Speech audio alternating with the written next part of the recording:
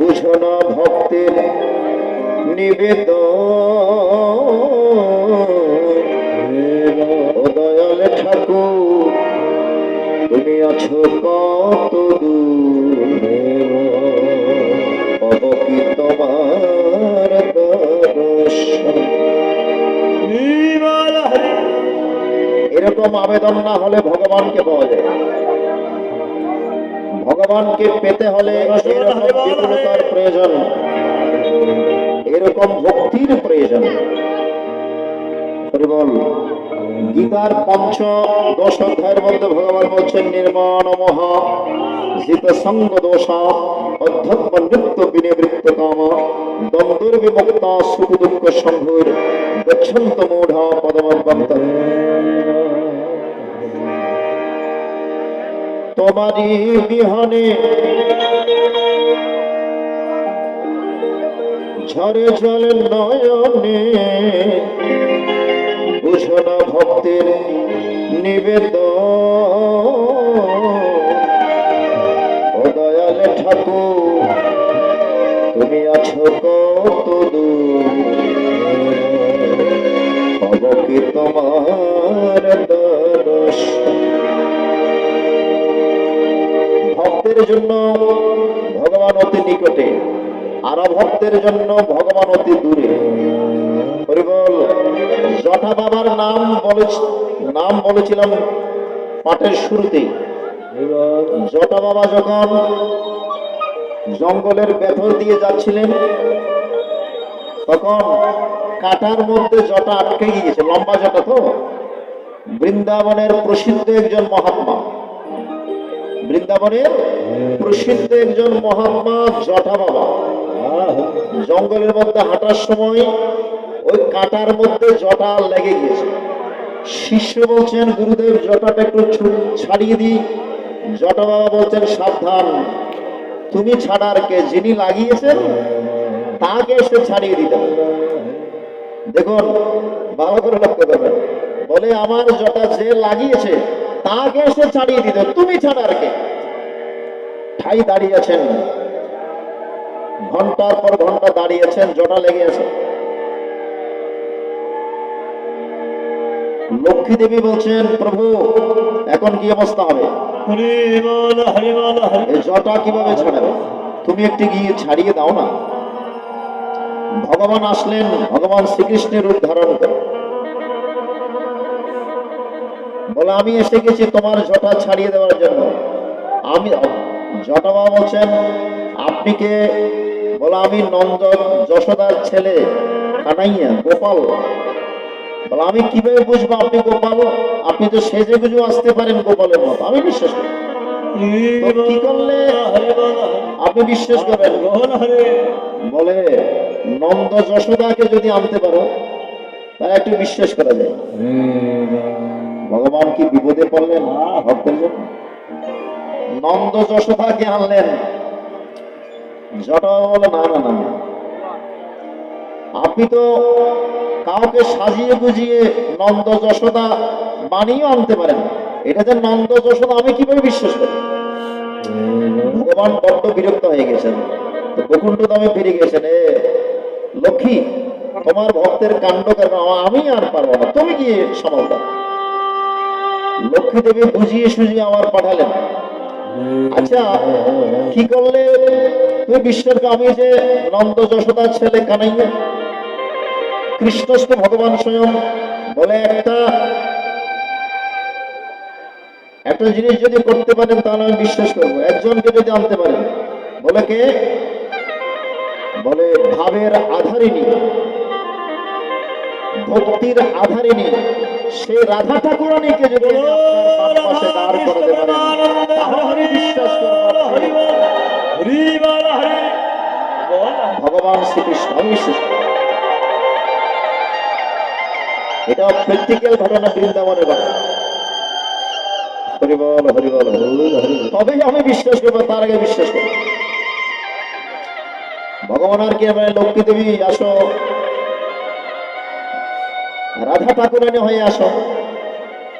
একদিকে কৃষ্ণ দাঁড়ালেন, বামে এসে দাঁড়ালেন কে? ভাবে রাধারিনী আমার রাধা ঠাকুরের রাধা কৃষ্ণকে দর্শন করে জটা বাবা ষষ্ঠাঙ্গে প্রণাম করলেন। এটাই তো চেয়েছিলাম, এটাই তো আমার উদ্দেশ্য ছিল, রাধা গোবিন্দকে দর্শন করা।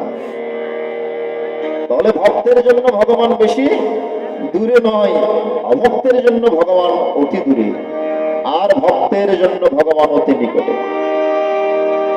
ও দয়াল ঠাকুর তুমি আছো কত দূর, পাবো কি তোমার দর্শন? তোমারই বিহনে ঝরে জলে নয়নে,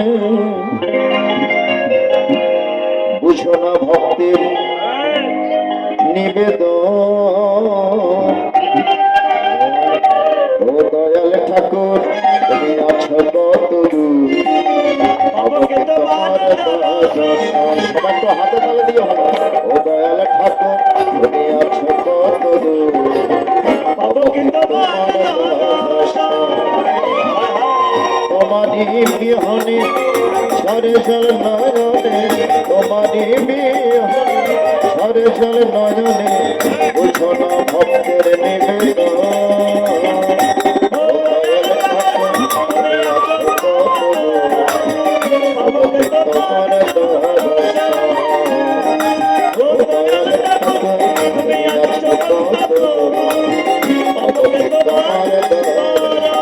জয় জয় রাধা গোবিন্দ ভক্ত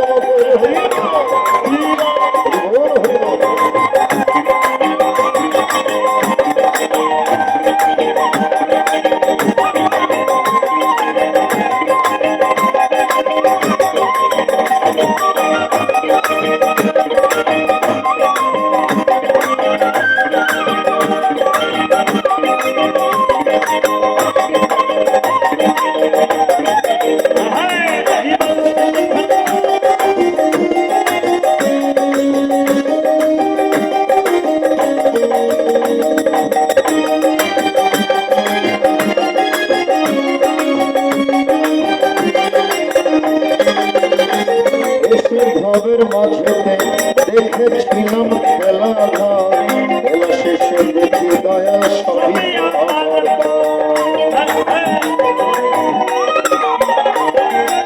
এতদিন যাদেরকে আপন মনে করেছি, শেষের দিনে বুঝতে পারলাম কেউ আর আমার আপন নয়। সব আমার পর শ্মশান ঘাটে মোকাগ্নি করে ব্রহ্মগ্নির মধ্যে তুলে দিয়ে সবাই চলে আসবে নাকি। একটা কি দেওয়া হবে, কলসি। আসার সময় কলসিটাও ভেঙে দিয়ে চলে আসবে এবং কি বলবে, আর পেছন ফিরে কেউ তাকাস না, বলে কিনা শ্মশান থেকে আসলাম বলো তো, পেছন ফিরে কেউ তাকাইও না, আপনার দিকে আর কেউ পেছন ফিরে তাকাই না। ভগবান এই জগৎ সংসারে মরণের পর আর কেউ থাকবে না। ভগবান হাত বাড়িয়ে দিবেন, আই আমার ছেলে, ঘরের ছেলে ঘরে ফিরে যাবে। যারা জীবদ্দশায় ভগবানের চরণ বন্ধনা করেছেন, মরণের পর একমাত্র ভগবান হাত বাড়িয়ে দিবেন, এ আমার সন্তান, আমার ছেলে, ঘরের ছেলে ঘরে ফিরে আসবে। জগৎ সংসারে সব পর হয়ে যায়। এই জন্য বলছেন, এসে ভবের মাঝেতে দেখেছিল খেলা, খেলা শেষে দেখি দয়া কি ভুল করেছি আমি, কি ভুল করেছি আমি সারা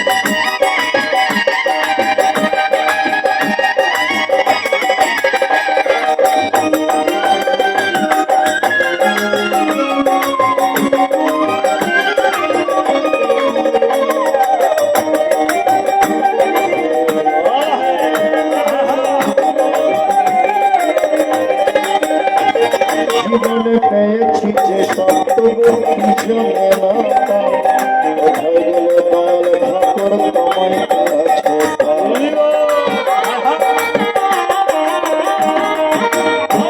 মায়েরা জীবনে সবকিছু তো পেয়েছি নাকি, বাড়ি পেয়েছি, গাড়ি পেয়েছি, ধন পেয়েছি, স্ত্রী পুত্র পেয়েছি, নাম পেয়েছি, খ্যাতি পেয়েছি, যশ পেয়েছি, কিন্তু একটা জিনিস পাইনি।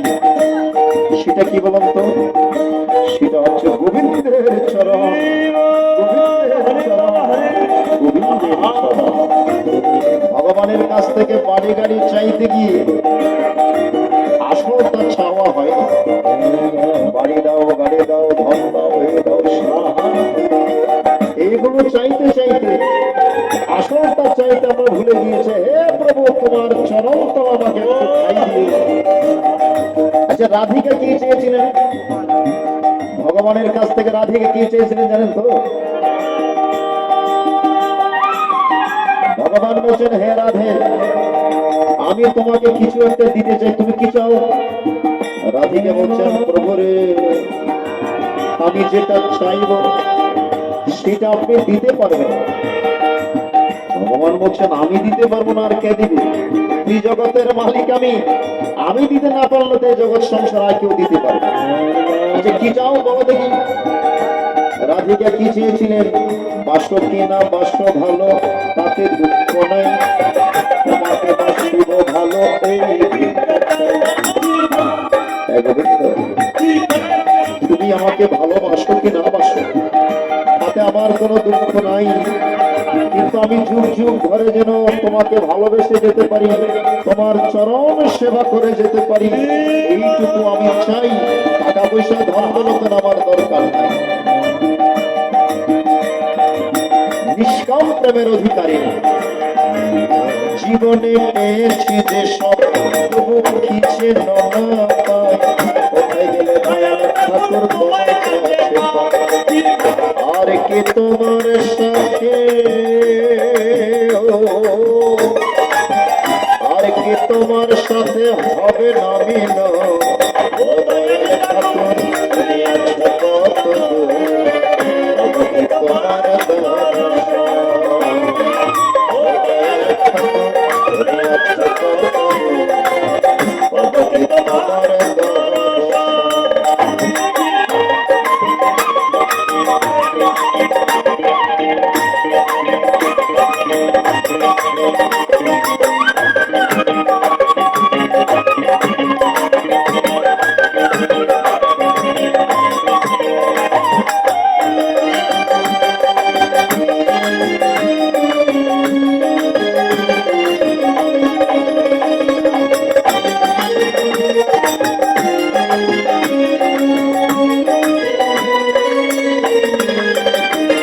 আমার মনে নিয়ে আসা তোমার